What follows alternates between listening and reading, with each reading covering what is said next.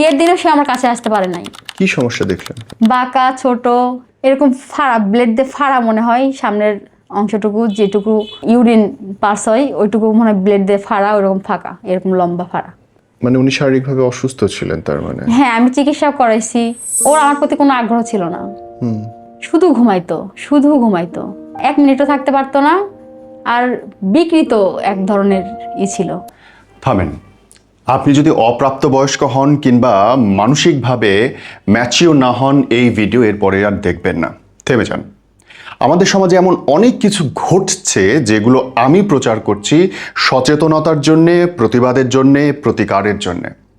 যাদের মন দুর্বল এবং আপনারা মনে করছেন অনেক কিছু নেওয়ার ক্ষমতা নেই কিংবা বয়স 18 নিচে, প্লিজ স্কিপ করুন। বাকিরা ভিডিওটি দেখবেন, শেয়ার করবেন, লিখবেন আপনার কথাটা।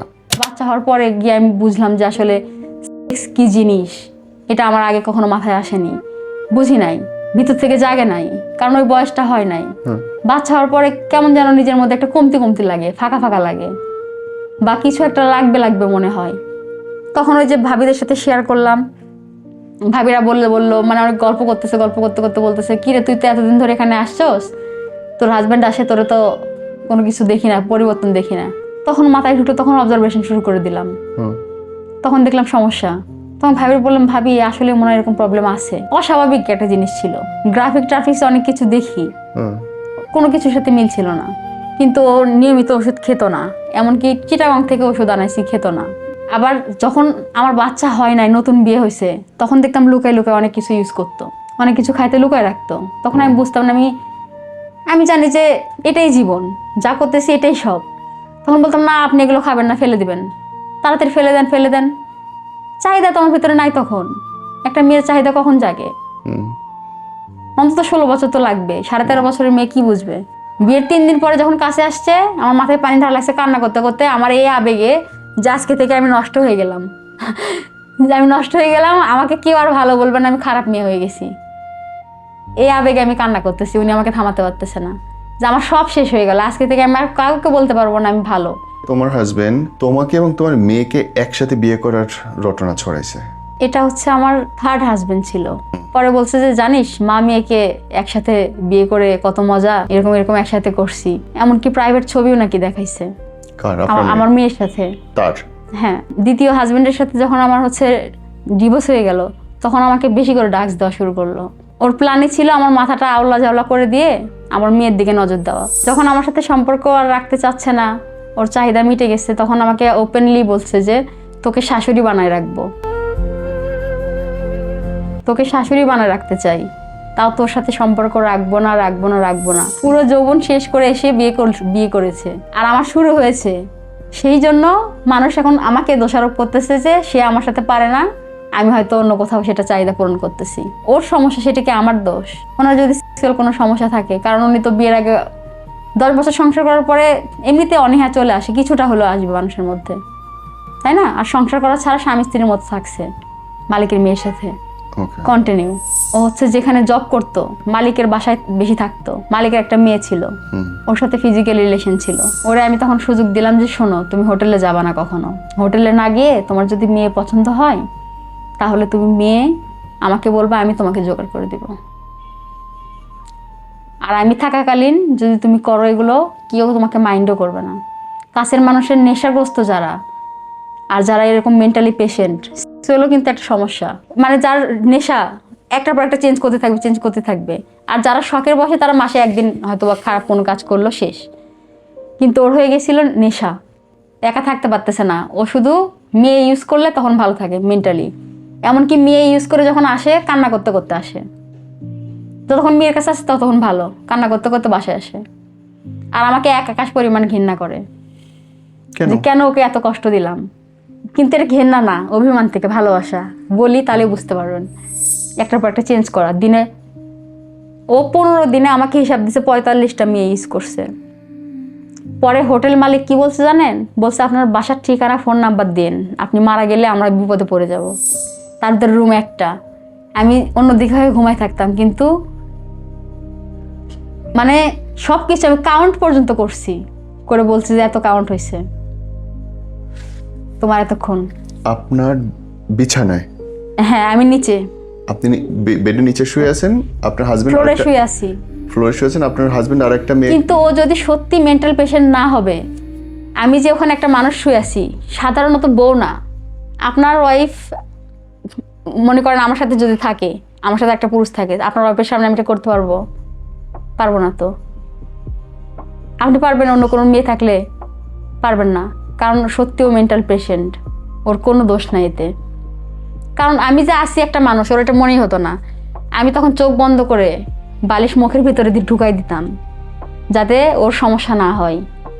ও খায়েশ মেটানোর জন্য আসছে, খায়েশ মিটাক। কান্না করতাম আর বলতাম, আল্লাহ আমি যে এত কষ্ট সহ্য করতেছি, তুমি অবশ্যই এটার ফল আমাকে দিবা, আমি তোমার কাছ থেকে চাইতেছি। 2 দিন আগে পরে দিবা, কিন্তু খুব তাড়াতাড়ি দাও, আল্লাহ সহ্য করতে পারতেছি না।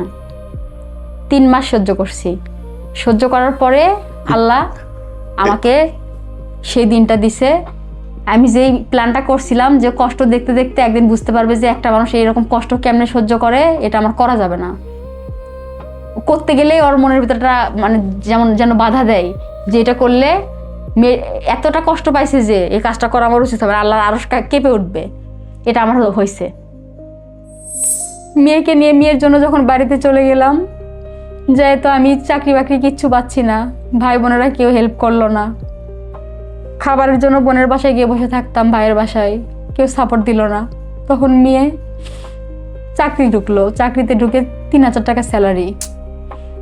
3000 টাকা স্যালারি, একবেলা খেতে দেয় ওখানে, খেয়ে 2 বেলা না খেয়ে থাকতে থাকতে মেয়ে অসুস্থ হয়ে গেল। আমিও চাকরি পাচ্ছি না। পরে ঢাকায় এসে যে ওর সাথে ওকে ভালো করার চেষ্টা করতেছি, ওর কাছ থেকে টাকা নিয়ে ঘর ভাড়া টাকা জোগাড় করে ওর কাছ থেকে ঘর ভাড়া পাঠাই। পরে মেয়েও আমাকে ছেড়ে চলে গেছে ওর বাবার কাছে, অথচ ছোটবেলা থেকে একা বড় করছি, এসএসসি পরীক্ষা দেওয়াইছি। আমি বলছি, মা দুনিয়ার সবাই আমাকে ছেড়ে চলে গেলেও তুই যেন যাস না, আমি বাঁচবো না। কিন্তু চলে গেছে। 7 দিন থেকে আমি ফোন দিচ্ছি যে মা একবার এসে আমার সাথে দেখা করে যাও, তোমাকে আমি গাড়িতে তুলে দেবো, পাঠাই দেবো। সে বলছে যে আমার থেকে কাজ করে নেওয়ার জন্য আমাকে ডাকতেছে, আর আমি গেলে আসতে দিবে না, কাজ করে নিবে, যাব না। আমি বলছি, মা আমি তোমাকে ফেরত দিব। এই যে দেখেন ওর ফোন নিয়ে ঘুরতেছি। আমি ভাবছি ওর ফোন যদি চাই তাহলে হয়তো বা চলে আসবে। আমি বলছি, তোমার ফোন টোন সব কিছু তোমার আন্টির কাছে দিয়ে যাও। ফোন হ্যাক হয়েছিল দেখে এগুলো ফোন ইউজ করি, পুরান ফোন দিয়ে চেঞ্জ করে নিছি। আমাদের ভিডিও যারা দেখেন তাদের মধ্যে প্রায় 95% মানুষই এখনই আমাদের চ্যানেলটা সাবস্ক্রাইব করেন নাই, আর সেই কারণে আমাদের অনেক দুঃখ হয় সত্যিকার অর্থে। আমরা চাই আপনি আমাদের সহযোগিতা করেন, আপনার মূল্যবান মতামত আমাদেরকে দেন, আর সেই কারণে চ্যানেলটা সাবস্ক্রাইব করে বেল আইকনটা দাবিয়ে রাখবেন। দেখুন পুরো ভিডিওটা আর জানান কেমন লাগছে।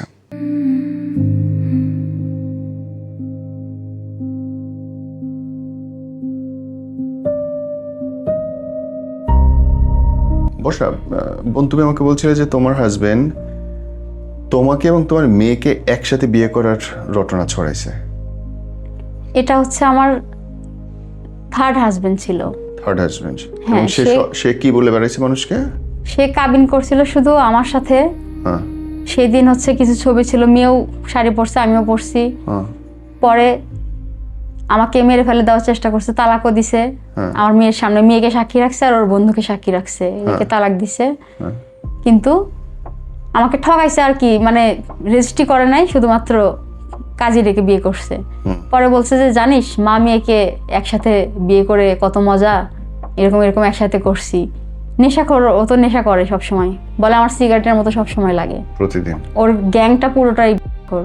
এই ভদ্রলোকই ছড়াইছে যে আপনাকে এবং আপনার মেয়েকে একসাথে বিয়ে করছে। পরে হচ্ছে বলছে যে ওর মেয়েকে, ওর সাথে আমার তো সম্পর্ক শেষ, এখন ওর মেয়েকে আমি বিয়ে করছি 1 লাখ টাকা কাবিন করে। এমনকি তার বউকেও এটা বলছে। আমি ওর বউকে বলছি যে আমার সাথে সম্পর্ক ছিল, আমার এগুলো হ্যাক করছে সব কিছু, ওনাকে একটু বলেন এগুলো থেকে আমাকে ছাড় দিতে, আমি বাঁচতে চাই, আমাকে বাঁচতে দেন। বলছে আমার তোর সাথে সম্পর্ক ছিল না, ওর মেয়ের সাথে সম্পর্ক ছিল। এমনকি প্রাইভেট ছবিও নাকি দেখাইছে আমার মেয়ের সাথে। তার? হ্যাঁ। ওর বউ বলতেছিল যে আমাকে দেখাইছে যে আপনার মেয়ের সাথে সম্পর্ক ছিল, আপনার সাথে ছিল না। ওর বউ আমাকে এই কথা বলছে। আপনার মেয়ের বয়স কত এখন? 14 বছর। ছোট মানুষ। হ্যাঁ। এই হাজবেন্ডের সঙ্গে আপনার সম্পর্ক কতদিনের? 4 বছর। হাজবেন্ড বলা যায় না ধরতে গেলে, কারণ এটা তো ফলস বিয়ে করছে, জাস্ট আমাকে বোঝানোর জন্য। এটা তো বিয়ে না। বোঝানোর জন্য মানে? এটা তো কোনো কাগজ কলমে কিচ্ছু হয় না। কাগজে হয় না? কাগজ কলমে কিচ্ছু হয় নাই। কাজে ছিল? হ্যাঁ, এমনকি কাজে ছাড়াও নিজেও আজানের সময় অনেক কিছু দোয়া কালাম পরে এরকম করে ও বিয়ে পড়াইছে, নিজের বিয়ে নিজে পড়াইছে আপনার সাথে? হ্যাঁ, এখন বুঝতেছি আমি বোকামি করছি, তখন আমি বুঝতে পারি না যে আমার বোকামি ছিল এগুলো। না, আপনারে আজানের সময় দোয়া কালাম করে বলতেছে তুমি আমার বউ, আমি তোমার হাজবেন্ড। ওই যে ছবিতে দেখছিলাম না, আকাশ বাতাস সাক্ষী রেখে হ্যাঁ, দুজনকে আমরা কবুল করিলাম, ব্যাস আমিন। এই আমিন হয়েছিল। ওইভাবে করে আপনার বিয়ে হ্যাঁ, করছে।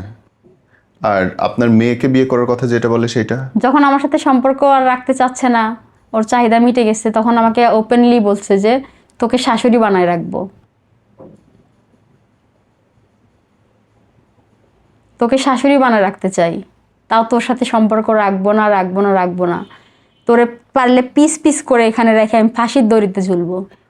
এই কথা আপনার হাজবেন্ড আপনাকে বলার দুঃসাহস কেন? হাজবেন্ড বলেন না, হাজবেন্ড তো না, উনি তো ঠকবাজ ছিল। কিন্তু সে তো ছিল আপনার সঙ্গে 4টা বছর। 4টা বছর ছিল বলতে ওইভাবে ছিল না তো, ওই যে বাবা খাওয়া লাগতো এই জন্য আমার বাসাটা বেছে নিয়েছিল, বন্ধুদের নিয়ে এসে বাবা খাইতো, আমাকেও নেশা করাতো। দ্বিতীয় হাজবেন্ডের সাথে যখন আমার হচ্ছে ডিভোর্স হয়ে গেল, তখন আমাকে বেশি করে ড্রাগস দেওয়া শুরু করলো। ওর প্ল্যানে ছিল আমার মাথাটা আওলা ঝাওলা করে দিয়ে আমার মেয়ের দিকে নজর দেওয়া, কিন্তু আমি বুঝতে পারিনি, কারণ নেশা তো সব কিছু ভুলাই দেয়। কিন্তু আলহামদুলিল্লাহ আমি আজ 3 মাস 25 দিন হচ্ছে নেশা করি না। বাহ, কতদিন? আল্লাহ আমাকে তৌফিক দান করছে, কিন্তু নেশা করাটা খুবই সহজ, ছাড়াটা অনেক কষ্টের, অনেক কষ্ট করে ছাড়ছি। অনেক কষ্ট করে কতদিন ছাড়ছি। আপনি একটানা করছেন বোন? 23 সাল থেকে খাওয়া শুরু করেছিল। তাই ওর সাথে আপনার সম্পর্ক কেন রাখতে হলো? ওই যে আমার দ্বিতীয় হাজবেন্ডের যে সমস্যা, বাড়িতে বলতে পারবে না, প্রচন্ড দুজনকে ভালোবাসি, কিন্তু তার মা মারা যাবে, এই জন্য বলা যাবে না, দুজনের আলাদা হতেই হবে, কিন্তু আলাদা হওয়ার কোনো স্কোপ পাচ্ছিলাম না। যার দিকে তাকাই রুচি আসে না কারোর প্রতি, হঠাৎ করে তার প্রতি দুর্বল হয়ে পড়েছি আমি। পড়ার কারণে তাকে আমি বলেছি যে আমার হাজবেন্ডের দিক দিয়ে আমার কোনো সমস্যা নাই, জাস্ট ফ্রেন্ডলি একটু সাপোর্টের দরকার, মানসিক সাপোর্ট চাই। সে প্রথম দিনেই বলে আমার 100% চাই। প্রথম দিনেই বলছে? তারপরেও বাদ দেওয়ার চেষ্টা করছি, কেন জানি না পারি নাই। যখন নেশাটা দিছে, সত্য কথা যেটা, আমি ওই বাবা খাওয়াইছে, বাবা খাওয়ার জন্য, ওনার জন্যও না, বাবা খাওয়ার জন্যই আর কি আমার হাজবেন্ডকে ভুলে যেতে পারিনি, কিন্তু ওনাকে ছাড়া থাকতে পারছি, কান্নাকাটি সব কিছু ফিল করছি। ওনার সাথে আমার রিলেশন ছিল ঠিক আছে, পরকীয়া ধরতে গেলে, এটা ডাইরেক্ট কথা, পরকীয়া থাকলেও শান্তি কি জিনিস কখনো খুঁজে পাইনি, বা কেউ কখনো আমার দিকটা কখনো কেউ ভাবেনি। আমি সব সময় তার ফিলটাই করছি, আমার সেকেন্ড হাজবেন্ডকেই ফিল করছি আমি। তারপরে যখন আমার সব কিছু হ্যাক করলো, এগুলো করলো আমার সামনে, আমি কত টাকা নিয়ে বগুড়া থেকে, আর তার সাথে এই থার্ড পার্সনের সাথে যে SMS এ চ্যাটিং করতাম, প্রত্যেকটা চ্যাটিং ডে বাই ডে, মানে প্রথম দিনেরটা প্রথমে ছাড়ছে, দ্বিতীয় দিনেরটা দ্বিতীয়বার ছাড়ছে, মানে প্রথম থেকে এরকম ছাড়ছে। আর আমার গুগলের যত ফটো আছে, ফার্স্ট ফটো থেকে বুলিং করা শুরু করছে, লাস্ট ফটো পর্যন্ত সে করতে থাকছে প্রায় 1 বছর। আমি কোনোভাবে আটকাতে পারিনি।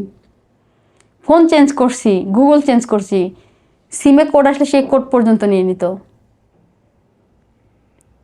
এখনো গুগল আমার কাছে নাই। গুগলে ভেরিফিকেশন দিলেও SMS আসে, তারপরে হচ্ছে রিকভারি দিলেও SMS আসে, কিন্তু লাস্ট এসে SMS যায় হচ্ছে ইমেল অ্যাড্রেস থেকে। তখন বলে ওখান থেকে লিঙ্ক শেয়ার করতে, লিঙ্ক শেয়ার করলে শুধুমাত্র ঢুকতে পারবো, না হলে ঢুকতে পারবো না। আর সেখানে আমার নাম স্ক্রিনশট দেওয়া আছে, আমার ফোনে আছে, ওখানে অন্য নাম্বারও বসানো আছে, যে নাম্বার আমি কখনো ইউজই করিনি। বোন, আপনি প্রথম আপনার হাজবেন্ডের সঙ্গে বিয়ে হয়েছে আপনার কত বছর বয়সে? 13.5 বছর বয়স ছিল। তখন আর জামাইয়ের বয়স কত ছিল? উনি শুনেছি যুদ্ধের, ওনার মার মুখে শোনা, যুদ্ধের সময় 1 বছর বয়স হবে কোলে। মার্শাল্লাহ। এই যে ওই জামাইকে আপনার কেন ছাড়তে হইলো যার সাথে প্রথম বিয়ে হয়েছিল?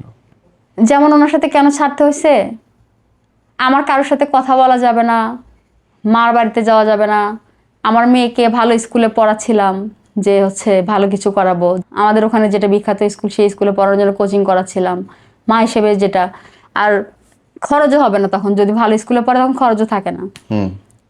ভর্তি করার আগে যে খরচ, কেন যাবে, মেয়ে মানুষ কেন বাইরে যাবে, এগুলো নিয়ে ঝগড়া করতো। আর আমার বয়স কম ছিল, তার বয়স বেশি। একদিন তার গেলাম, তার কর্মস্থলে গেছি আমি আমার মেয়ে সহ। পরে কাস্টমার আসছে, এসে বলতেছে যে ভাই মেয়ে তো বড় হয়ে গেছে, বিয়ে দিবেন না? আমার দিকে তাকায় বলতেছে। তখন আমার মেয়েকে আরেকজন নিয়ে চলে গেছে, মানে বেড়াতে নিয়ে গেছে, বাবুকে নিয়ে যায় না, ছোট বাবুকে। তখন আমার হাজবেন্ডও জিবায় কামড় দিছে, ওই লোকও জিবায় কামড় দিছে বলার সাথে সাথে। বুঝতে পারছে যে হাজবেন্ড হয়, মেয়ে না। আবার রাস্তাতে হয়তো যাচ্ছি কোথাও, বলতেছে কি কিরে এই বউ তো থাকবে না জীবনেও, রাখতে পারবি না, কখনো রাখতে পারবি না, গ্যারান্টি দেওয়া তোর দ্বারাই রাখা সম্ভব না। বাসা ভাড়া নিছি, ভাড়ার বাসায় গেলাম শাশুড়ির নির্যাতনে, শ্বশুরের নির্যাতনে, কারণ আমি নাকি কাজ করতে পারি না, বাবা মা তুলে গালাগালি অনেক কিছু। কিন্তু কোনোদিন এখন পর্যন্ত পুরো এলাকার লোক বলতে পারবে না যে আমি কখনো ঝগড়া করছি, কান্না করা ছাড়া। আর বিনা অন্যায় আমাকে মারতে আসছে, মারামারি করছে, অনেক কিছু করছে, সবাই এটা বলবে, আমার বলা লাগবে না, সবাই বলে। পরে যখন ভাড়ার বাসায় গেছি, সন্ধ্যার দিকে সে ডাকতেছে জানলাই, ভাবি একটু দরজাটা খোলেন। আমি কে? কেন ডাকতেছি বুঝতেছেন না? ওনাকে ফোন দিলাম, যে এরকম এরকম ডাকতেছে। আমার আসে তো রাত 12টা বাজবে, কোনো ছেলে থাকবে না সাথে সাথে চলে আসবে? টেক কেয়ার বলে তো কিছু একটা আছে। তাকে খুঁজে বের করলো না, কিছু করলো না। রোজার দিন, 5 রোজার দিন আমি নামাজ পড়ে উঠছি ইফতারের পর, ডাকতেছে। আমি কে? বলতেছে আমি, খোলেন। আমি কে? তো বলতেছে খোলেন, তারপরে দেখতে পাবেন। আমি এত রাত্রে কেন? তুমি কেন? আমার বাসায় তো কারো আসার কথা নাই। বলছে বুঝতেছেন না কেন আসতে চাচ্ছি? পরে আমার ভাবলাম দেখে রাখি লোকটা কে। একটু রাগ হলো না যে এত বড় সাহস কেমনে হয়। দরজা একটু ফাঁকা করে দেখলাম ছেলেটা কি। মানে আপনার দরজায় এসে রাত্রিবেলা ডাকতেছে হ্যাঁ, কেউ? ছেলেটা কে দেখার জন্য অনেকক্ষণ পরে দরজাটা একটু ফাঁকা করে দেখার সাথে আমি ধাক্স করে লাগাই দিলাম দরজাটা। শুধু দেখে রাখলাম যে তোর একটু পর দিচ্ছি আমি। পরে ফোন দিলাম, দিয়ে বললাম যে দেখেন এরকম লোক আসছিল এই খারাপ কাজ করার জন্য, আমার সাথে খারাপ অফার নিয়ে খারাপ কথাই বলছে, যে কেন আসতে যাচ্ছে বুঝতেছেন না, এটা কি বোঝায়? তা আমার থেকে বয়সে ছোট। আচ্ছা। পরে সেটা এক ছোট ভাই আছে গ্রামেরই, সে খুব ভালো ছেলে, তাকে নিয়ে গেলাম সব বাড়িতে, যার বাসায় ভাড়া থাকতাম সেই মহিলাকে নিয়ে সবাইকে দেখালো। আমি বলছি এরা না, কেউ না। তো বলতেছে যে এই বাসার একটা ছেলে শুধু বাকি আছে, সে নামাজ পড়তে গেছে। আমি বলছি ওকে দেখলে আমি শিওর হতে পারবো, তাহলে ওকে দেখান। নামাজ পড়ে বের হয়েছে মসজিদের সামনে, হ্যাঁ দেখে চিনে ফেলছি। ও জুতা খুলে মানে গালে মারছি। মানে যে মসজিদে গেছে নামাজ পড়তে, সে আমার সাথে ওরকম করে এসে ভিতরে ঢুকতে চেয়ে এসে আবার মসজিদে নামাজ পড়তে গেছে। পরে জুতা দিয়ে মারছি, বুঝছেন? মারার পরে বলছি যে আমাকে বল মা, মা আমার ভুল হয়ে গেছে, তোমার বাসায় যাই ডাকছি আমার ভুল হয়ে গেছে, তুমি আমার মা, রক্তের মা, বল, তাছাড়া তোরকে আমি ছাড়বো না। এই কথা বলানোর পরে আমি বাড়িতে চলে গেছি। পরে উনি আসছে, আসার পরে বলছি একটা লোক এসে যে এরকম করে বলে গেল, আপনি কি প্রতিবাদ করবেন না? যেহেতু কিছু একটা বলা দরকার। মানুষ আসছে বলছে তো আমার কি? আপনার হাজবেন্ড আপনার ঘরে অন্য পরপুরুষ ধাক্কা দিয়ে ঢুকতেছে, আর আপনার এগুলো বললে আরো মান সম্মান যাবে, তোমার মান সম্মান যাবে, তুমি বোঝো না পাগল, আর তোমার মান সম্মান শেষ হয়ে যাবে এগুলোতে। রাস্তাতে গেলেই বলতো কিরে তোর বউ তো সেই জিনিস, তুই পারিস। কোনো উত্তর দিত না, নিজেকে এত ছোট মনে হতো। বা কারোর সাথে যদি ভালোবেসেও আমার থেকে ছোট হোক বড় হোক কথা বলতাম, ভাবতো তার সাথে আমি সম্পর্ক করব, একটা সঞ্চয় করব, যে সেটা করতে দিত না। বাবা মা বলতো যে ও সঞ্চয় করতেছে, তোর সাথে থাকবে না, ওগুলো নিয়ে ভাগবে, সেটাও করতে দিত না। সব কিছুতে বাধা। আর সবাই বলতো যে আমি খারাপ। ওনার বয়স বেশি, ওনার সাথে আমার হয়তো হয় না, উনি পারে না আমি কারোর সাথে খারাপ কোনো কিছু করি। যার সাথে মিশবো তার সাথে খারাপ, কিন্তু সত্যি খারাপ ছিলাম না আমি। নিজের মানুষও, যারা কাছের মানুষ, যাদেরকে ভালোবাসছি, দিন রাত হয়তো কাজ করে দিছি, আত্মীয় স্বজন যারা ওনার, তারাও এরকম বদনাম ভিতরে ভিতরে করছে, আমি নিজের কানে শুনছি। পরে লাস্ট টাইমে এমন একটা জিদ ঢুকে গেল, আমি কখনো বাবা ভাইয়ের অবাধ্য হই না, কারণ আমরা গরিব মানুষ। বাবা বলছে এবং ভাই বলছে যদি কখনো তোমার শ্বশুর বাড়িতে আমাদের যেতে হয়, তোমার লাশ দেখতে যাব, মাটি দিতে, বিচার করতে কখনো যাব না। কিন্তু লাস্ট টাইমে বিচার করতে আসতে হয়েছে, কিন্তু সেদিন আমাকে আর আটকাতে পারে না, আমি বাঁধ ভেঙে চলে গেছি। পরে ভাই বাসাতে ঢুকতে দিল না, আব্বা মারতে আসলো, বললো বাইপাসে যা, বাইপাসে গিয়ে গাড়ি নিচ্ছে, এটা মাথা দিয়ে মর, হয় শ্বশুর বাড়িতে যাবি না হলে মরবি, আমার বাসায় কোনো জায়গা নাই। এক ফুপুর বাসা ছিল, এতটুকু একটা ঘর, তেলাপোকা দিয়ে ভর্তি, সব রুম ভাড়া, ওইটুকু পড়েছিল, খড়ি মানে কাঠ টাট রাখা ছিল। ওখানে আমি 1 সপ্তাহ থাকছি। থেকে যে ছেলেটার কথা বললাম, দ্বিতীয় হাজব্যান্ড, ওর সাথে যোগাযোগ করে আমি ঢাকায় চলে আসি। আপনাকে তো বলা হয় নাই, ও হচ্ছে বিয়ের আগে ও হচ্ছে যেখানে জব করতো সেই জবের মালিকের বাসায় বেশি থাকতো। মালিকের একটা মেয়ে ছিল, ওর সাথে ফিজিক্যাল রিলেশন ছিল। মানে আপনার হাজবেন্ড যেখানে চাকরি করতেন, হ্যাঁ, ওনার ওই মালিকের বাসায় থাকতো সে? মালিকের মেয়ের সাথে ফিজিক্যাল রিলেশন ছিল। এই কিন্তু ওরা গরিব, মানে আমার হাজবেন্ড অনেক গরিব, কিন্তু ওনারা অনেক বড় লোক, এমনকি আমেরিকাতে থাকে পর্যন্ত। বাপরে। মেয়েটার সাথে সম্পর্ক ছিল কন্টিনিউ প্রায় 10-12 বছর। যেহেতু ওনারই বয়স আমার সাথে, যখন আমার 13.5, ওনার তখন 36-37, তো সেক্ষেত্রে 10-12 বছরের সম্পর্ক ছিল। পরে সেই মেয়েটার মানে আমেরিকা থাকার কারণে একটা ছেলেকে অফার করে যে আমেরিকা নিয়ে যাবে, এই জন্য ডাক্তারের সাথে বিয়ে হয়। বিয়ে হয়ে গেছে। আমি যখন দেখলাম, মানে মেয়েটা ওর দিকে এমনভাবে তাকাইছিল, খুবই মায়াবী দৃষ্টিতে। বড়লোক হলেও থাকে না, ভালোবাসা তো বাদ মানে না, মায়াবী দৃষ্টিতে তাকায় আছে, মনে হচ্ছে যে কি যেন একটা হারাই ফেলছে। তখন আমি বুঝলাম যে, তখন আমি কিছু মনে করিনি, কিন্তু ওনার মুখে যখন আমি ওর প্রশংসা শুনতাম যে আমি এগুলো করতাম ওগুলো করতাম, আমার সব কাজ, কাপড় চোপড় সব ধুয়ে দিত, মালিকের মেয়ে কাপড় ধুয়ে দিত, সব করে দিত, বিছানা পরিষ্কার করে দিত, সব কিছু করে দিত। পরে একজনের কাছ থেকে আমি শুনলাম যে ওর সাথে ওর সম্পর্ক ছিল। পুরো, ডোন্ট মাইন্ড, ডিরেক্টলি বলি, পুরো যৌবন শেষ করে এসে বিয়ে করেছে। আর আমার শুরু হয়েছে, সেই জন্য মানুষ এখন আমাকে দোষারোপ করতেছে যে সে আমার সাথে পারে না, আমি হয়তো অন্য কোথাও সেটা চাহিদা পূরণ করতেছি। ওর সমস্যা, সেটাকে আমার দোষ? ওনার কি সমস্যা ছিল? ওনার যদি সেক্সুয়াল কোনো সমস্যা থাকে, কারণ উনি তো বিয়ের আগে 10 বছর সংসার করার পরে এমনিতে অনীহা চলে আসে, কিছুটা হলেও আসবে মানুষের মধ্যে, তাই না? আর সংসার করা ছাড়া স্বামী স্ত্রীর মতো থাকছে মালিকের মেয়ের সাথে কন্টিনিউ। ও মাই গড। আমি নিজে আমার ভাবিরা শিখাই দিছে যে ওকে চিকিৎসা করাও। চিকিৎসা কেন দরকার? চিকিৎসা করাও যদি কোনো সমস্যা থাকে। ওই যে আমি বললাম না, যখন আমার বাচ্চা হওয়ার পরে গিয়ে আমি বুঝলাম যে আসলে সেক্স কী জিনিস, এটা আমার আগে কখনো মাথায় আসেনি, বুঝি নাই, ভিতর থেকে জাগে নাই, কারণ ওই বয়সটা হয় নাই। বাচ্চা হওয়ার পরে কেমন যেন নিজের মধ্যে একটা কমতি কমতি লাগে, ফাঁকা ফাঁকা লাগে, বা কিছু একটা লাগবে মনে হয়। তখন ওই যে ভাবিদের সাথে শেয়ার করলাম, ভাবিরা বললো মানে অনেক গল্প করতে করতে বলতেছে, কিরে তুই তো এতদিন ধরে এখানে আসছস, তোর হাজব্যান্ড আসে, তোরে তো কোনো কিছু দেখি না, পরিবর্তন দেখি না। আমি, হ্যাঁ, বাপের বাড়িতে আসলে এগুলো কেউ করে নাকি, আপনারা অনেক খারাপ। তো বলছে তাহলে তোর হাজব্যান্ডের সমস্যা আছে। তখন মাথায় ঢুকলো, তখন অবজারভেশন শুরু করে দিলাম, তখন দেখলাম সমস্যা। তখন ভাবির বললাম, ভাবি আসলে মনে হয় এরকম প্রবলেম আছে। কি সমস্যা দেখলেন? ওর আমার প্রতি কোনো আগ্রহ ছিল না, শুধু ঘুমাইতো। হ্যাঁ, 1 মিনিটও থাকতে পারতো না। আর বিকৃত এক ধরনের ছিল, আমি বলে বোঝাতে পারবো না আসলে, মানে অস্বাভাবিক একটা জিনিস ছিল, ওরকম হয় না। আমরা তো ট্রাফিক্স অনেক কিছু দেখি, কোনো কিছুর সাথে মিল ছিল না।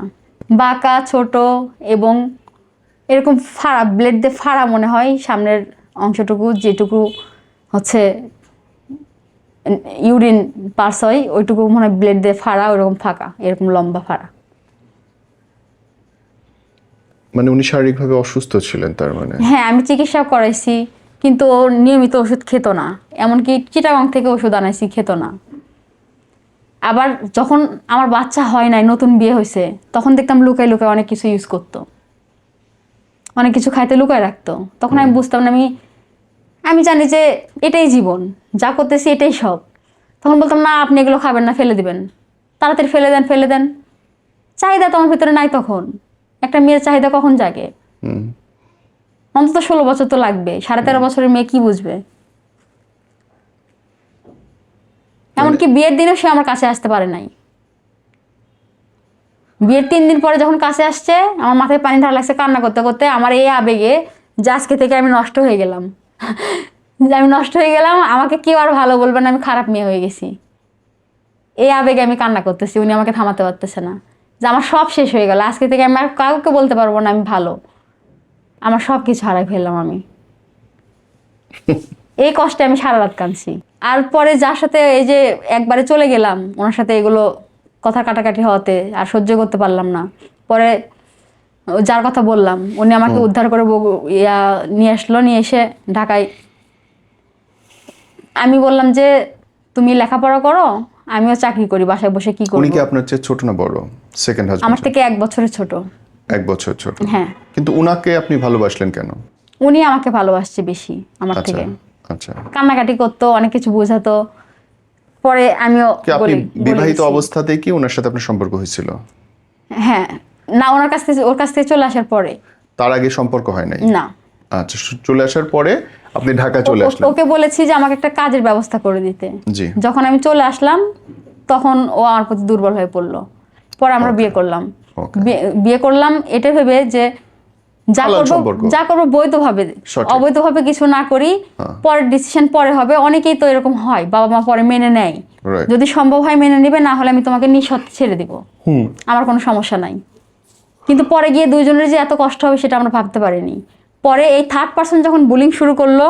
সেকেন্ড পার্সনের সঙ্গে তো আপনার রিলেশন ভালো ছিল বিয়ের পর? ভালো ছিল, কিন্তু ও মানে মা বাবার কথা ভেবে কান্নাকাটি করতো, আমাকে অত্যাচার করতো না। ওর সব থেকে আমার কি ভালো লাগে জানেন? হ্যাঁ। ওর মারটা আমি মিস করি। ওকে। ও যে আমাকে মাঝে মাঝে শাসন করে মারতো, ওইটা আমি কখনো ভুলতে পারবো না, এখনো না। এখনো মারলে আমি মনে মনে খুশি হই, প্রাউড ফিল হয় যে আমাকে শাসন করতেছে, মারতেছে। আপনার হাজবেন্ড আপনাকে মারতেছে আর আপনি মনে মনে খুশি হচ্ছে? হ্যাঁ, আমাকে শাসন করলে ভাল লাগে। আর যখন ও চুপ থাকে তখনই ওকে ভয়ঙ্কর মনে হয়। যে চুপ থাকে সে খুব ভয়ঙ্কর মানুষ, তাকে আপনি মাপতে পারবেন না যে ভিতরে কি চলতেছে। কবরস্থানের মতো, মনটা একটা কবরস্থান, কিন্তু মারতেছে। এই জামাই, সেকেন্ড জামাই রেখে থার্ড জামাইয়ের কাছে ওই কেন যে যাওয়া লাগলো? শুধুমাত্র তার মাকে বাঁচানোর জন্য দুইজনের মনের সাথে যুদ্ধ করে। তার বন্ধুকেও রাখছি, ডেকে আমরা পরামর্শ করছি। পরে লাস্ট সলিউশন এটা আলাদা হওয়া। কিন্তু আলাদা হয়ে আমরা দেখতে চাইছি যে থাকতে পারি কিনা, না থাকতে পারলে আবার এক হবো। কিন্তু এই যে ভাবির এই ঘটনার কারণে আমাদের হচ্ছে ও রাগ করে আমাকে ডিভোর্স দিয়ে দেয়। আমি জাস্ট টাকা পয়সা কিচ্ছু না নিয়ে সিগনেচার করে চলে আসছি। ও আমাকে ভুলতে পারিনি, আমিও ভুলতে পারিনি। ও খারাপ মানুষের পাল্লায় পড়ে ওর জীবন শেষ হয়ে যাচ্ছিল, আমার জীবন শেষ হয়ে যাচ্ছিল। আর লাস্টে বললাম তো, ওনার এই আচরণের কারণে, আমাকে বুলিং করার কারণে আমি প্রায় পাগল। কিন্তু ওর সাথে 3 মাস ধরে আমি মানে যোগাযোগ করার চেষ্টা করি, পারি না, না খেয়ে থাকি। আমার চাকরি চলে গেছে, নেশা করতে করতে ভালো একটা প্রতিষ্ঠানে চাকরি করতাম, কিন্তু সেই চাকরিটা চলে গেল কারণ আমি কাজ করার প্রতি মনোযোগ নাই। কিন্তু আমাকে কলিজায় রাখতো, মালিক আমাকে কলিজায় রাখতো, সবাই খুব ভালোবাসতো, অনেক সম্মান ছিল। এমনকি ওই এলাকার মধ্যে নাম্বার 1-এ এখনও আমি আছি, আমার উপর দিয়ে কেউ টপকায় যেতে পারে নাই এখনও। কিন্তু তাদেরকে মুখ দেখাতে এখন লজ্জা লাগে, এরকম সম্মান ছিল। কিন্তু ওনার কারণে সব চলে গেল। পরে আমি একদিন লাইভে আসলাম, ফেসবুক লাইভে। ওনার নাম নেইনি, ওনার বন্ধুদের কারণে এরকম অশান্তি হচ্ছে, আমি বাঁচতে চাই না আর। পর আমার মেয়ে আমাকে বাঁচাইছে সেদিন। তখনই ওনারা হ্যাক করে, যাতে ওনাকে ফাঁসাতে না পারি, প্রফেশনাল হ্যাকার দিয়ে, এমনকি আমার ফোনে লিঙ্ক আসছিল, আমার কাছে স্ক্রিনশট আছে, লিঙ্কও পাঠাইছিল একটা। আমি সব দেখেছি সেটিংগুলো, আমার কাছে আছে, কার্ড দিয়ে পে করে করে আমাকে অ্যাডগুলো দেখানো হয়েছে, যে অ্যাড ওরা দেখাবে ফ্যামিলি এক্সেসের মাধ্যমে। আমি চাইল্ড অ্যাকাউন্ট বানাই দিছে, আমার চাইল্ড অ্যাকাউন্ট বানায় ফ্যামিলি এক্সেসের মাধ্যমে আমি চাইল্ড কি দেখবে সেটা সিলেক্ট করে করে পাঠাই। যেরকম ওরা যেগুলো পাঠাতো সেগুলো দেখতাম, দেখে আমি ভয় পাইতাম। এটা তো আমি একটু আগে করলাম, একটু আগে বললাম, এটা আমার সামনে কি করে আসলো? এটা তোমার গোপন কথা, তো কেউ জানে না আমি ছাড়া। এটা শুধু ঘরের ভিতরে আমি বলছিলাম, বা অমুকের কাছে বলছি, অমুক ছাড়া তো কেউ জানে না। তাহলে এটা সামনে কিভাবে আসলো? আতঙ্ক, মাথা আওলায় শেষ, তার ভিতরে নেশাগ্রস্ত, নেশা করে। তো পরে 3 মাস আগে থেকে ওর সাথে, জুন মাস থেকে ঝগড়া মারামারি, মানে ওর সাথে ক্লোজিং চলতেছে। জুন মাস থেকে আমার হাজব্যান্ডের সাথে আমি যোগাযোগ করা শুরু করলাম, এক্স হাজব্যান্ড দ্বিতীয়, যে তোমাকে স্যার আমি থাকতে পারতেছি না, আমি তোমার সাথে একটা কথা বলবো, তুমি ইয়েস অর নো উত্তর দিবা। এটা বলার জন্যই যে আমি পাপী, আমি পাপ করছি, ভুল করছি অনেক কিছু। তুমি কি আবার নতুন করে শুরু করতে চাও? Yes or no. শুরু করতে চাইলে আমি তোমার সাথে শুরু করবো, সারা জীবন থাকবো, আগের মতো ভালো হয়ে যাব। কিন্তু ও আমাকে সাথে সাথে ব্লক মেরে দিত। ব্লক খুলতো, আমার SMS দেখে আবার ব্লক মেরে দিত। অভিমান অভিমান ভাঙাতে পারতাম না। কিন্তু আল্লাহর ইশারায় যখন আমি ভালোভাবে মানে প্রায় পাগল বুলিং হওয়ার পরে, সেদিন ও ফোন ধরছে। আমি বলছি তুমি একটু আমার বাসার সামনে আসো, এসে আমাকে নিয়ে যাও। মেয়েও বলছে তুমি ওর কাছে গেলে ভালো থাকবা, কারণ তুমি ওর মতো ভালো কাউকে বাসনি, কেউ তোমাকেও বাসেনি, তুমি ওর কাছে যায় ভালো হও। মানে মেয়েও ঘাবড়ায় গেছে যে আম্মুর এই অবস্থা, মাথা টাথা পাগল হয়ে যাচ্ছে, আম্মুকে বাঁচানো যাবে না। পাখির মতো উড়ে চলে আসছে। পরে গিয়ে বললাম এরকম এরকম, ছবি টবি দেখালাম, এরকম মেয়ের আসছে, এই কয় তোমাদের তো মেরেই ফেলবে ওরা। একদিনের মধ্যে 60,000 টাকা জোগাড় করছে ফোনে ফোনে আমাকে বসায় রেখে 2 ঘন্টায়, সকাল 10টা থেকে 12টার মধ্যে। 2 মাসের অ্যাডভান্স বাসা ভাড়া দিছি, ট্রাক ভাড়া, যত দেনা দেনা ছিল সব শোধ করে বসুন্ধরায় শিফট হয়ে গেছি। একদিনের মধ্যে নিয়ে গেছে। 2 মাসের বাসা ফাঁকা ছিল, কিন্তু ভাড়া ঠিকই দিছে, নিয়ে চলে গেছে। কিন্তু ওই যে ভয়টা কাজ করছে না, যে মাকে জানাই বিয়ে করছি, মা মানবে না, মা তো মরে যাবে। তখন আমাকে বিয়ে করার আশ্বাস দিয়ে বলে কি, জান একটা কথা বলবো, তোমাকে ছাড়া আমি থাকতে পারি না, কিন্তু আমার বুকের যখন বিয়ের কথা ভাবি না, আমার বুকের ভিতর অনেক ব্যথা করে। মিথ্যা বলেনি ও, আমি নিজে চোখে দেখছি, চোখ দিয়ে পানি পড়তেছে, ঝরঝর করে পানি পড়তেছে। মানে ওর মায়ের কথা চিন্তা তোমাকে যে আমি আবার বিয়ে করব, আমি মাকে কি জবাব দেবো? মা যে মরেই যাবে, আমি কি করব বলো? আমি তুমি চাইলে এক্ষুনি বিয়ে করব, আমার কোনো সমস্যা নাই, কিন্তু আমি কিভাবে কি করব? তাহলে আমি তখন তখন ওর প্রতি আর কোনো আমার আগ্রহ থাকলো না, সেক্সুয়ালও না, কোনো কিছু না। ও আমার কাছ থেকে কিছু চাইও না, আমি কোনো কিছু আগ্রহ দেখাই না। ও যেটা খাওয়ায় খাই, আর দিন গুনতেছি যে বাড়িতে চলে যাব। ও বলছে স্যালারি পাইলে তাহলে তোমাদের টাকা দিব, তোমরা একবার বাড়িতে চলে যাও। পরে বাড়িতে চলে গেলাম, গিয়ে থাকতে পারতেছি না আমি, কারণ যখন তৃতীয় ব্যক্তির সাথে ছিলাম তখনও তাকে কিন্তু ভুলতে পারিনি। ভুলে দেওয়ার জন্য তো তার মন মানসিকতা থাকতে হবে। আপনার কাছে আমি মানসিক শান্তির জন্য আসছি, আপনি যদি না দেন তাহলে আমি যাকে বলার জন্য আসছি তাকে কিভাবে ভুলবো? সঠিক। যে থাকতে পারতেছি না, 15 দিন হয়ে গেছে, ভোট ছিল না, ভোটের পরে আমি 5 রোজার দিনে ছুটে চলে আসছি। কেন জানেন? ও আমাকে একটা ছবি পাঠাইছে, ও মেয়েলি সমস্যায় পড়ে গেছে, একা থাকতে পারতেছে না। ও শুধু মেয়ে ইউজ করলে তখন ভালো থাকে মেন্টালি। এমনকি মেয়ে ইউজ করে যখন আসে, কান্না করতে করতে আসে। যতক্ষণ মেয়ের কাছে আসে ততক্ষণ ভালো, কান্না করতে করতে বাসায় আসে। আর আমাকে এক আকাশ পরিমাণ ঘৃণা করে, যে কেন ওকে এত কষ্ট দিলাম। কিন্তু এটা ঘৃণা না, অভিমান থেকে ভালোবাসা। বলি তাহলে বুঝতে পারবেন। পরে 5 রোজায় আসলাম, আসার সাথে সাথে আমার দেখে ও কেমন যেন খুশি। ওর রাগ হবে না যে আপদ চলে গেছে, আপদ কেন আসলো আবার? খুশি, আমার ব্যাগ নিল হাতে, নিয়ে ভিতরে এসে বলছে কি, জান তুমি আসছো, আমি জানতাম তুমি একদিন একদিন ছুটে চলে আসবো। জানো আজকে একটা মেয়ের কাছে গেছিলাম, আমি 2 বার সেক্স করে আসছি, কিন্তু তাও তোমাকে ভুলতে পারিনি। আমি সাথে সাথে অজ্ঞান হয়ে পড়ে গেছি। তুমি আমাকে ছবি পাঠাইছো একটা মেয়ের পিছন থেকে, তখন আমি বুঝছি যে ছবি পাঠাইছো ঠিক আছে, তুমি একা থাকতে পারবো না, এটা স্বাভাবিক, কারণ বিবাহিত জীবনে এত বছর ছিলা। আমি তোমার একটা ভুল ধরতেছি না, এবং মেন্টালি একটা পেশেন্ট হয়ে গেছো, তুমি করছো, আমার কাছে কোনো ভুল নাই। কিন্তু তুমি এগুলো আমারে বলতেছো, আমার কেমন লাগতেছে, অজ্ঞান হয়ে গেছি তখন আমি। তারপরে যখন আমি চলে গেছি, যাওয়ার আগে বলেই গেছি যে তুমি কিন্তু একা থাকতে পারবে না, তোমার সমস্যা হবে। রোজার মাসটা আমাকে সুযোগ দিও, আমি এসে তোমাকে সাপোর্ট দিব, রান্নাবাড়া করে দিব, খাওয়া দাওয়া করে, তারপরে তুমি একা থাকো বা বাড়ির কথা মতো বিয়ে করে নিও। কিন্তু আমার না নিয়ে এসে ভুল করছে।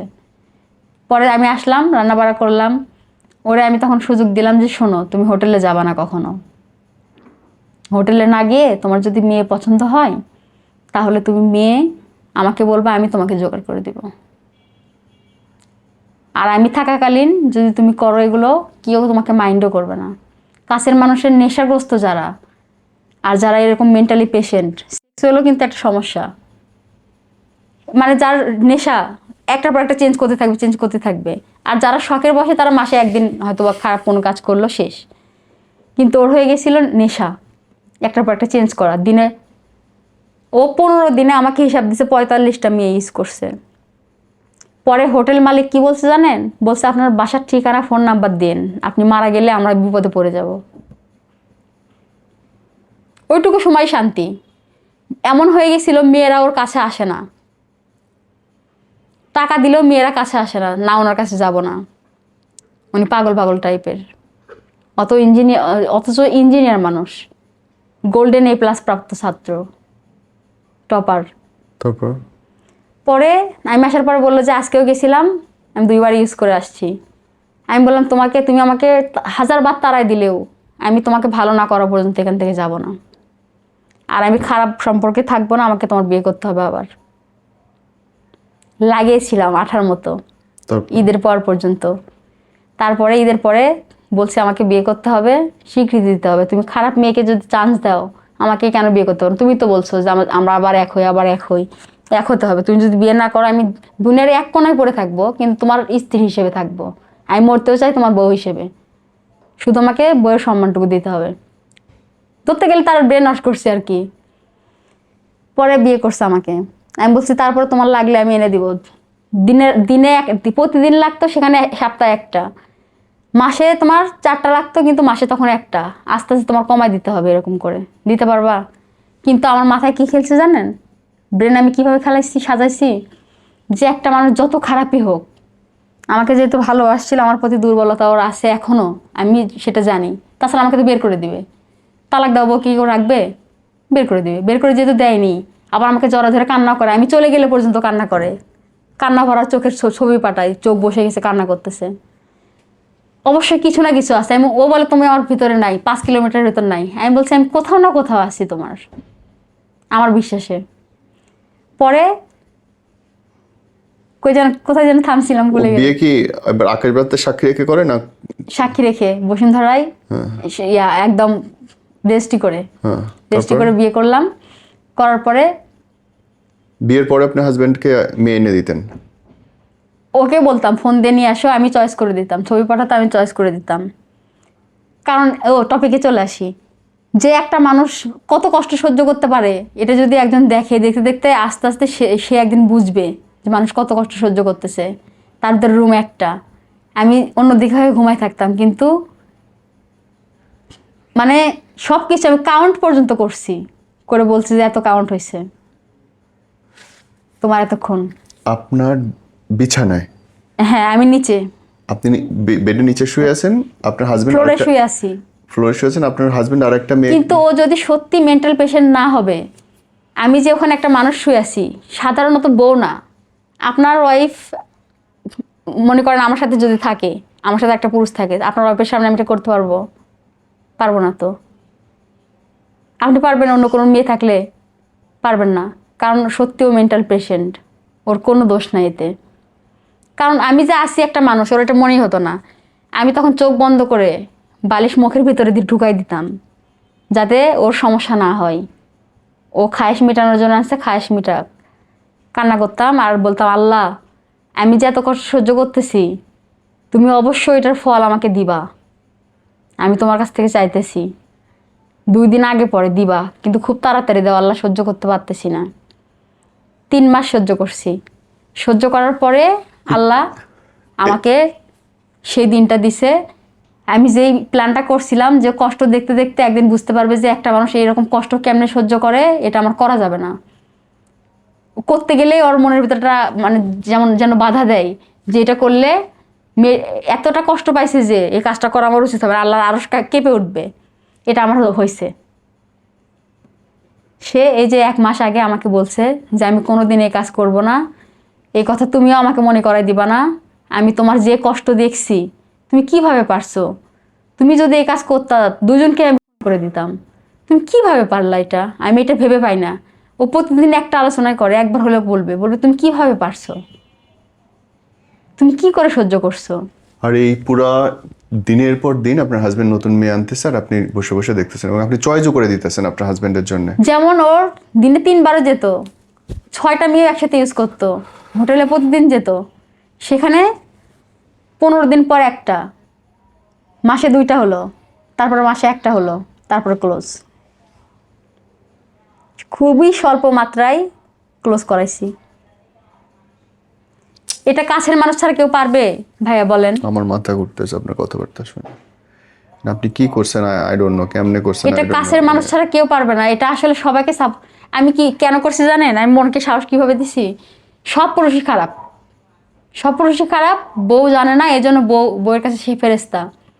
ও করছে, ও যদি আমাকে না বলতো, আমাকে অনেক ভালোবাসা দেখালো উপরে উপরে, আমি জানতাম না। বাহ, সুন্দর লজিক দিলেন। কিন্তু এখনও আমাকে জানায় একটা করতেছে, আমাকে না জানায় যদি 10টা করে তখন কি করব? আমার সংসারের টাকাটাও ক্ষতি হচ্ছে। এত টাকা দিয়ে ও এত কিছু করছে, কিন্তু লাস্ট বার ওর টাকার মায়াটাও যাতে হয় এর জন্য সব থেকে এক্সপেন্সিভটা আমি অফার করছি ওরে। আমার যখন ছবি দেখাইছে যে টাকার মায়াটাও আসুক, টাকাও একটা কষ্ট লাগে ইনকাম করতে, একদম মিলে গেছে ভাইয়া। বলতেছে এবার টাকা দিতে আমার যে কষ্টটা লাগছে, এতগুলো টাকা হাত দিয়ে গনে দিলাম, অথচ তুমি কত কষ্ট করো, খাওয়া দাওয়া করতে পারো না, না খেয়ে থাকো, আর এতগুলো টাকা সামান্য এই কারণে দিলাম। আসলে কি করবো জান, বিশ্বাস করো, এতগুলো তোমারে ভুলে থাকার জন্য এগুলো করছি, এতগুলো মেয়ে ইউজ করে ফেলছি। তোমার ভিতরে কোনো অংশে কিছু কম নাই, কিন্তু অনেক মেয়ে ইউজ করার কারণে আমার আসলে মন মানসিকতা নষ্ট হয়ে গেছে। তুমি আমাকে একটু সুযোগ দাও, আস্তে আস্তে সব ঠিক হয়ে যাবে। কত টাকা দিয়েছে লাস্ট দিন? 10,000। বাপরে।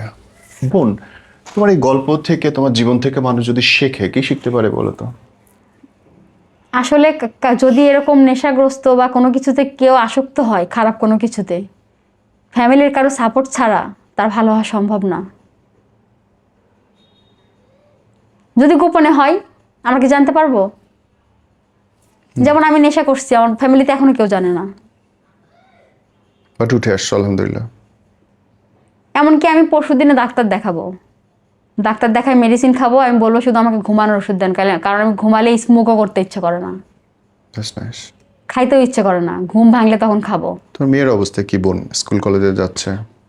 সব থেকে কষ্টকর কি জানেন, মেয়েকে নিয়ে মেয়ের জন্য যখন বাড়িতে চলে গেলাম, যেহেতু আমি চাকরি বাকরি কিচ্ছু পাচ্ছি না, ভাই বোনেরা কেউ হেল্প করলো না, খাবারের জন্য বোনের বাসায় গিয়ে বসে থাকতাম, ভাইয়ের বাসায় কেউ সাপোর্ট দিল না, তখন মেয়ে চাকরি ঢুকলো, চাকরিতে ঢুকে 3,000 টাকা স্যালারি, 3,000 টাকা স্যালারি, একবেলা খেতে দেয় ওখানে, খেয়ে 2 বেলা না খেয়ে থাকতে থাকতে মেয়ে অসুস্থ হয়ে গেল। আমিও চাকরি পাচ্ছি না, পরে ঢাকায় এসে যে ওর সাথে ওকে ভালো করার চেষ্টা করতেছি, ওর কাছ থেকে টাকা নিয়ে ঘর ভাড়া টাকা জোগাড় করে ওর কাছ থেকে ঘর ভাড়া পাঠাই। পরে মেয়েও আমাকে ছেড়ে চলে গেছে ওর বাবার কাছে, অথচ ছোটবেলা থেকে একা বড় করছি, এসএসসি পরীক্ষা দেওয়াইছি। আমি বলছি মা, দুনিয়ার সবাই আমাকে ছেড়ে চলে গেলেও তুই যেন যাস না, আমি বাঁচবো না, কিন্তু চলে গেছে। 7 দিন থেকে আমি ফোন দিচ্ছি যে মা একবার এসে আমার সাথে দেখা করে যাও, তোমাকে আমি গাড়িতে তুলে দেবো, পাঠাই দেবো।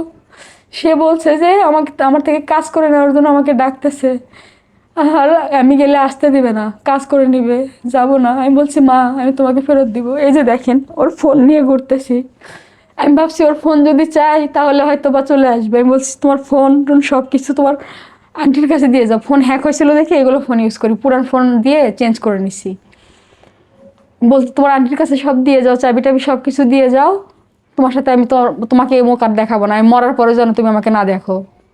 আমার মুখ দিয়ে সেদিন রক্ত পড়ছে, কারণ এই বাজে জিনিস তো অনেকদিন খাইছি, কদিন বাঁচবো জানি না, সত্যি হয়তো আমি বাঁচবো না, পরীক্ষা করলে হয়তো ভিতরে হয়তো সবকিছু জ্বালায় পড়ে শেষ হয়ে গেছে। আল্লাহ মাফ করুন। জি, এই জন্য ডাক্তার দেখাবে, ও বলছে তো আমাকে ডাক্তার দেখাবে, এখন তো কিন্তু বোন, মেয়ে আসে না এখন পর্যন্ত দেখতে। এখন তো আপনি ঠিক আছেন, সুখে আছেন। না ভাইয়া ঠিক নাই, হাত পা কাঁপে, শরীর অনেক খারাপ লাগে, ওটা তো উঠে আসার ঘুম প্রক্রিয়া, হয় না, কিন্তু এছাড়া খাওয়া তো দাওয়া আপনার কোনো করতে পারি সমস্যা না। নেই, রিলেশনের তো কোনো সমস্যা ডাক্তার নেই। দেখানো আর একা ঘরের ভিতরে থাকি তো রিলেশনের সমস্যা নেই, এখনো ওই একই অবস্থাতে দুজনেই ভুগতেছি, সবসময় টেনশন যে বাড়িতে নিয়ে? কিভাবে জানাবো, ওর মা তো মরে যাবে। কিছু হবে না, নাটক সিনেমা হয়, ঠিক হয়ে যায় পরে। সব থেকে বড় কথা, আমার এত বড় একটা মেয়ে আছে, এটাই হচ্ছে আমি তো নিজেও বুঝি, এটা ব্যাপার না, এটা কারণ অনেকে 15 বছরের মেয়েকে, যেমন আমার 13.5 বছরের বিয়ে হয়েছে, 15 বছরের মেয়েকে একটা বিয়ে দেওয়ার উপযুক্ত, আরও হচ্ছে বিয়ে করতে পারবে ছেলে মানুষের, সেক্ষেত্রে এটা তো মানা তো অসম্ভব।